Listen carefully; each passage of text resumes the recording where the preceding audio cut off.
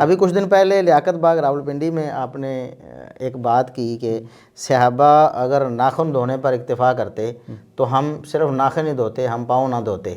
اس پر بھی بڑی لے دے کی گئی، بعض لوگوں نے تو کہا دیکھیں قرآن کا انکار کر رہے ہیں، قرآن نے تو دھونے کا حکم دیا ہے، یہ کہہ رہے ہیں کہ صحابہ اگر ناخن دھوتے تو یہ تو قرآن کی ناقدری ہے، وحی کی ناقدری ہے اور بابوں کی طرف دعوت ہے، یا یہی مقلدین کرتے ہیں۔ اب سب پہلی بات تو یہ ہے کہ یہ قول میرا اپنا ہے ہی نہیں، عبداللہ بن داود خریبی رحمہ اللہ 213 میں اہل سنت کے بڑے امام ہیں، یہ ان کا قول ہے۔ اور پیش کس نے کیا ہے؟ جی مطلب یہ خطیب بغدادی رحمۃ اللہ علیہ نے، امام اہل سنت ہے جی، انہوں نے اپنی کتاب میں پھر اس میں وہ بتانا چاہتے صرف، جیسے امام ابن خزیمہ امام الائمہ نے اس قول کی ایک تعبیر پیش کی ہے، یرید الدین الاتباع، وہ بتانا چاہتے ہیں کہ دین میں صحابہ کا اتباع کرنا ہے ہم نے۔ تو کیا امام ابن خزیمہ جو امام الائمہ ہیں، کیا وہ مقلد ہو گئے یا قرآن کی آیتوں کو یا قدری والی تو بات ہی نہیں ہے جی؟ ہم تو یہ کہتے ہیں کہ اصل بتانا یہ چاہتے ہیں، بعض ہمارے علماء کہتے ہیں نہیں مفروض ہیں، مفروض نہیں، ایک حقیقت ہے، اس معاملے کو واضح کرنے کے لیے، اس میں تاکید واقع کرنے کے لیے دین کی اساس صحابہ ہیں، تابعین تبع تابعین ائمہ دین ہے۔ جیسے قرآن میں اللہ رب العزت نے فرمایا کہ لا يدخلون الجنۃ حتى یلج الجمل فی سم الخیاط، جی بالکل، کہ یہ کفار جو ہیں جنت میں داخل نہیں ہو سکتے یہاں تک کہ سوئی کے ناکے سے اونٹ گزر جائے۔ اونٹ کہاں گزرنا، یعنی تاکید مراد تھی نا۔ جی بالکل، تو اصل میں اس قول میں تاکید تھی کہ اگر صحابہ ایسے سمجھتے، اگر صحابہ سمجھتے تو یقیناً ایسا ہی ہوتا۔ اگر صحابہ کہتے کہ قرآن میں پاؤں دھونے کا حکم ہے تو یہاں ناخن دھونا، اس کا مطلب ہے کہ محمد صلی اللہ علیہ وسلم نے ان کو یہی سکھایا۔ جی بالکل، اگر ایسا ہوتا، یعنی اجماع امت کی بات ہو رہی، کیسے ہو سکتا ہے کہ امت صحابہ سارے کے سارے گمراہی پہ جمع ہو جائے؟ جی بالکل، تو اس قول سے یہ مراد تھی۔ نبی کریم صلی اللہ علیہ وآلہ وسلم کی مراد کو، یا اللہ رب العالمین کی مراد کو ائمہ نے پایا ہے۔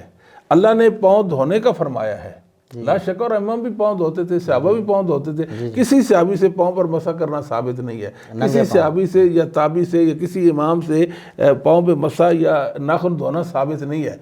انہوں نے صرف بات سمجھانے کی حد تک بات کی ہے کہ دین میں ہم نے اتباع کیسے کرنا ہے۔ جی جی۔ اب کوئی بندہ کہتا ہے کہ نہیں جی قرآن میں تو یہ آ گیا، صحابہ یہ کر رہے ہیں لہذا میں قرآن کو لوں گا، مطلب وہ صحابہ کو کراس کر رہے ہیں نا۔ بتانا یہ چاہتا ہے جو حق میں سمجھوں نا وہ آپ نہیں سمجھے، جو علم میرے پاس آ گیا وہ آپ کے پاس نہیں آیا۔ جی جی، یہی ہے نا، یہ بڑی غلطی ہے اس انسان کی جو صحابہ کو قرآن و سنت کے دلائل یا ائمہ دین کو قرآن و سنت کے دلائل دکھاتا ہے۔ تو لہٰذا ہم یہ کہتے ہیں کہ وحی کا اتباع، یعنی ایک ہے نصوص، الفاظ ہیں قرآن کریم کے، ٹھیک ہے جی، ان کے معنی اور مطالب جو ہے نا وہ کون متعین کرے گا؟ میں اور آپ کریں گے یا کوئی اور کرے گا؟ ہم یہ کہتے ہیں وہ ان کے معنی محدثین کریں گے، ائمہ دین کریں گے۔ لہذا دین میں جس طرح ابن خزیمہ رحمہ اللہ فرمایا ائمہ کا اتباع واجب ہے، ہم نے وہ اتباع ان کا وہ کرنا ہے جیسے انہوں نے اللہ کے دین کی تعبیریں پیش کی ہیں، مفہوم اور مطالب پیش کیے ہیں، عقائد پیش کیے ہیں۔ بظاہر ایک عقیدہ مثال ہم دیکھتے ہیں کہ اس نص کے خلاف ہے، جی جی، ہوتا ہے بس اوقات کہتے ہیں یہ تو دلیل ہے واضح طور پہ، اسے کیسے جی؟ تو وہ نص کے حقیقت میں خلاف نہیں ہوتا، موافق ہوتا ہے، یعنی ہماری سمجھ میں وہ خلاف ہوتا ہے، ہماری سمجھ میں۔ اصل تو مسئلہ ہے آپ سب وہ فام کا، جی جی، وہ فام کا مطلب ہمارا فام وہ ہے جو قرآن کے ساتھ ٹکرا رہا ہے۔